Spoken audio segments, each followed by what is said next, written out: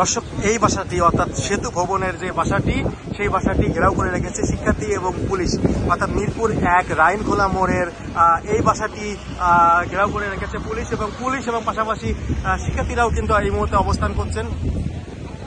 গতকাল রাতে এলাকার লোকজনের মাধ্যমে ইনফরমেশন জানতে পারি যে এখানে এই বিল্ডিংয়ে সেতু হোমসে আওয়ামী লীগের ৩ জন বিশিষ্ট নেতা, একজন হচ্ছে রংপুরের এমপি ববি এবং তার হাজব্যান্ড যে আওয়ামী স্বেচ্ছাসেবক লীগের সভাপতি, এবং আরেকজন হচ্ছে গাইবান্ধা উপজেলার স্বেচ্ছাসেবক লীগ সহসভাপতি।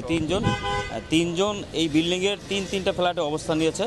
তো এই ইনফরমেশনের ভিত্তিতে আমাদের এখানে যারা ছাত্র জনতা আছে এনসিপির পক্ষ থেকে এবং গণতান্ত্রিক ছাত্র সংসদ যুবশক্তির পক্ষ থেকে আমাদের যারা নেতাকর্মী মিরপুরের আছে সবাই এখানে অবস্থান নিয়েছি এবং প্রশাসনের সহযোগিতার মাধ্যমে আমরা একটা যথাযথ ব্যবস্থা নেওয়ার চেষ্টা করেছি।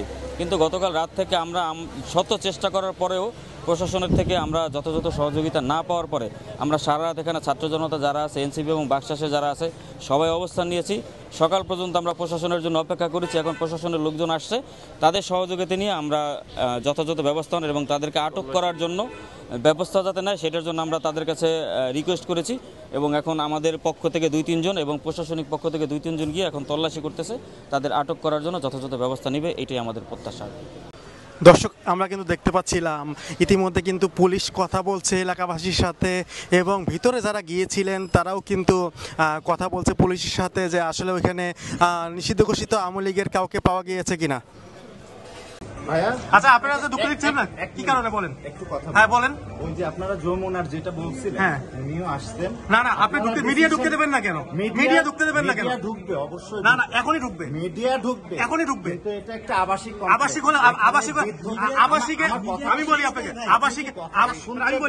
আবাসিকে আওয়ামী লীগের নেতা কর্মীরা আশ্রয় দিচ্ছেন।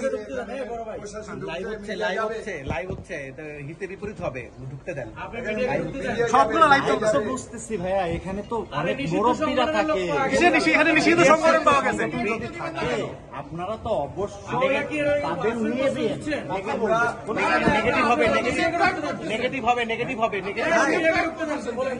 মিডিয়া কি অপরিচিত? যা হবে মিডিয়ার সামনে হবে, যা হবে মিডিয়ার সামনে হবে, যা হবে মিডিয়ার সামনে হবে, নাইলে নেগেটিভ হবে নিউজ। আপনাদের আইডেন্টিটি শো করে তারপর আমরা সন্ধ্যা ৭টা থেকে শুরু করছি, অভিযান চলমান ছিল। তেমন্ত অবস্থা থেকে এখনো পর্যন্ত আছি। আমরা সকালে ভোরে একজনকে পাওয়া গেছিলো যারা হচ্ছে কিন সহসভাপতি ছিল।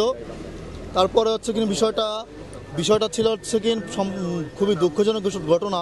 আমরা প্রশাসনের কোনো সহযোগিতা আমরা পাই নাই, যেটা হচ্ছে কিন ধরতে পারেন যে এখানে প্রশাসনের সম্পূর্ণ গাফিলতি। আমি বলবো যদি আমরা ছাত্র জনতারা যদি এই প্রশাসনের গাফিলতিতে ভুগি তাহলে সাধারণ জনতা কীভাবে ভুগতেছে।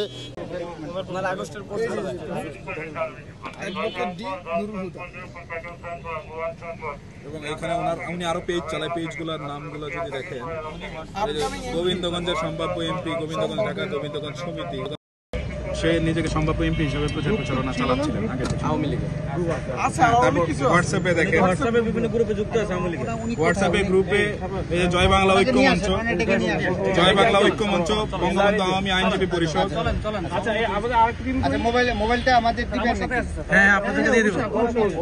আপনারা আমার অফিসারের সাথে একজন বা দুজন যান, ওনারা ডাকেন, আমাদের স্যারের কথা বলেন। অফিসারের কাছে দাও। আচ্ছা, শাফাত ভাইয়ের কাছে আমি সবার সামনে ফোনটা হ্যান্ড ওভার করব। ওই পাসওয়ার্ড দিয়ে দিও। হ্যাঁ, পাসওয়ার্ড আমি যেতে দিচ্ছি। পাসওয়ার্ডটা আমরা লিখে দিব। আচ্ছা, এখন ভিতরে কয়জন আছে? স্যার, ভিতরে আমার সাথে 2 জন আছে, পুলিশ 2 জন। তোমাদের কয়জন আছে? আমাদের একজন আছে। একজন, 6 জনই আছে। আর 2 জনই যায়।